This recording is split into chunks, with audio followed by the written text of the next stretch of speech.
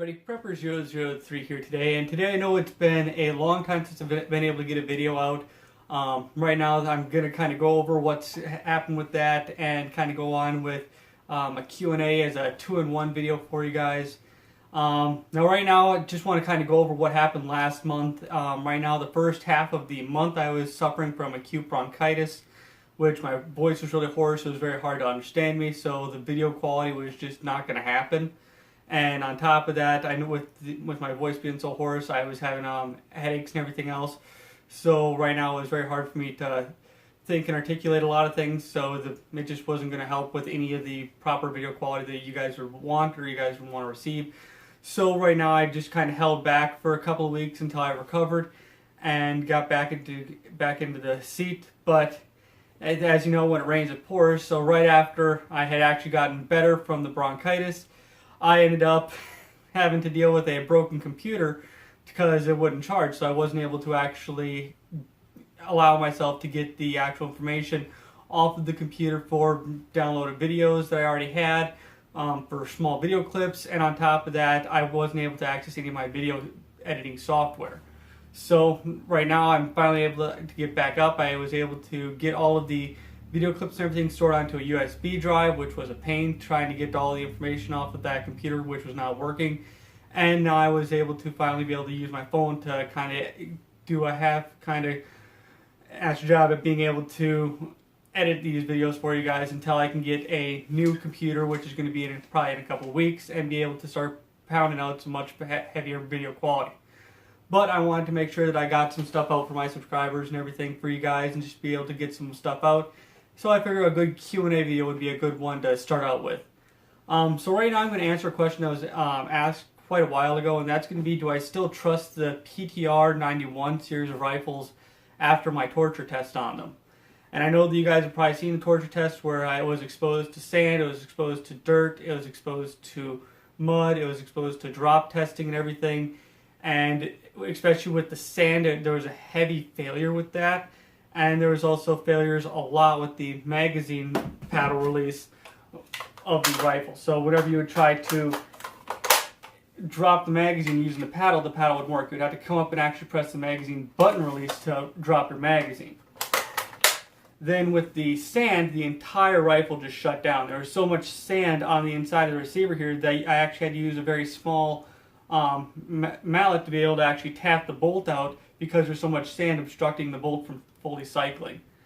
But right now, as a general prepper battle rifle, it's kind of hard to say. I would have to say, as a battle rifle, probably it would be about a 60-40 of me trusting it about 60% because it did functionally run with the dirt and the mud, but it pretty much just seized up with the sand. I know that I used a lot more sand, a lot more dirt, and an okay amount of mud for the tests on my channel. But as far as trusting my life on it, would be about a 60-40, which is kind of a hard split for that. I'm just trying to give you guys my trusted answer on that, to answer that question. I mean, the magazines are cheap, the parts are cheap for the PTR's G3 series of rifles. The nice thing about it is that you can pretty much configure it in the field if you want to. You can, all it takes is popping these two pins out to attach a different stock. You can get, if it's legal in your state, you can get the HK auto sear packs if you spend the extra money to turn these into actual machine guns. You can switch out the rails very easily. And on top of that, they're a decent amount of accuracy to where it's 1.5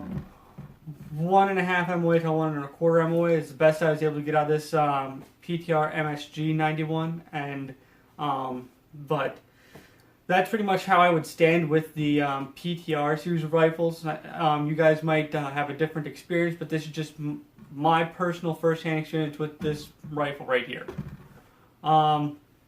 Jumping right on to the next one here for you guys is going to be, I've been asked by, it's been kind of weird because I've been asked by numerous different people what I'm prepping for, and it's been kind of asked in a very roundabout way. People are asking, well, and it's mainly in regard to a lot of my militia related videos, like for example, the latest one was in the the guerrilla warfare topic, which is where I was discussing why it's actually good for militia groups and for those type of groups to actually train in guerrilla warfare rather than trying to train in a rank and file military format.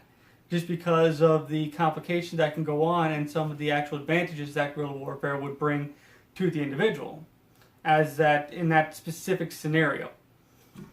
But it came down to the guy was asking me, well, if this and this was supposed to happen, then what would you be prepping for? Like, are you going to be prepping for like a foreign invasion? Are you going to be prepping for a government New World Order takeover of things and everything? And I broke it down to him, is that as a prepper, we're not pretty much prepping for any one specific thing. Now, there are preppers that prep for that one specific thing, but we try to allow ourselves to be prepared for multiple different things.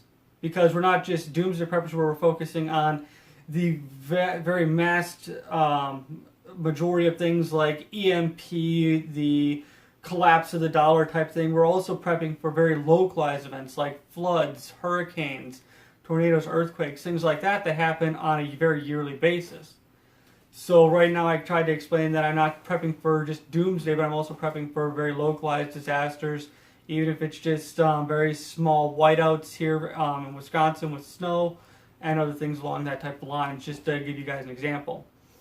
Another one was actually asked to me on my Facebook group page, and that was going to be pretty much what am I looking at reviewing for this year and some of the things I'm looking at doing in the future as far as some video topics and also for gear, just because I do a few gear reviews and firearms reviews, but not too many.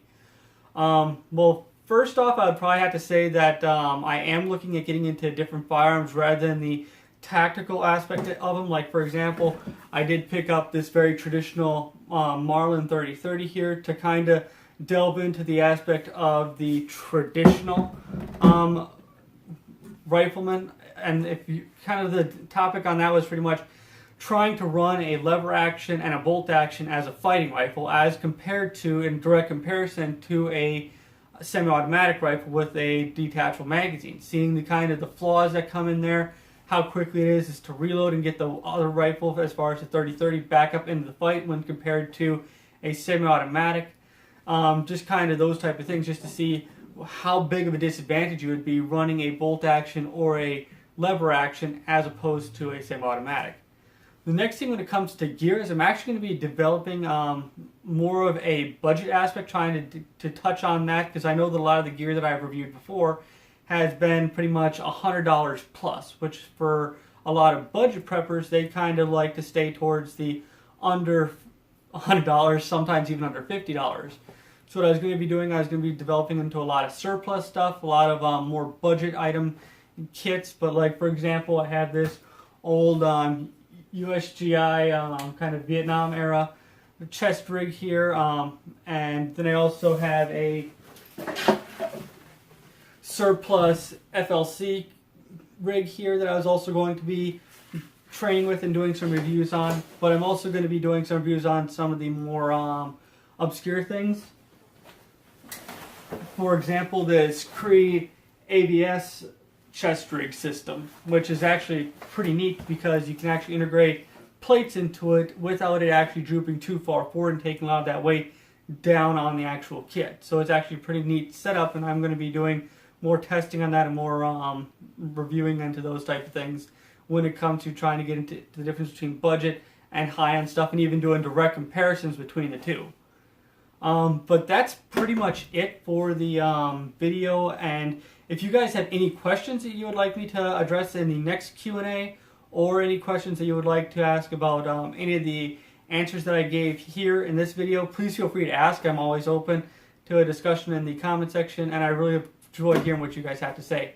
So thank you. I'm really looking forward to hearing from you guys, and you guys have a good day. And remember, those that prepare for today survive tomorrow.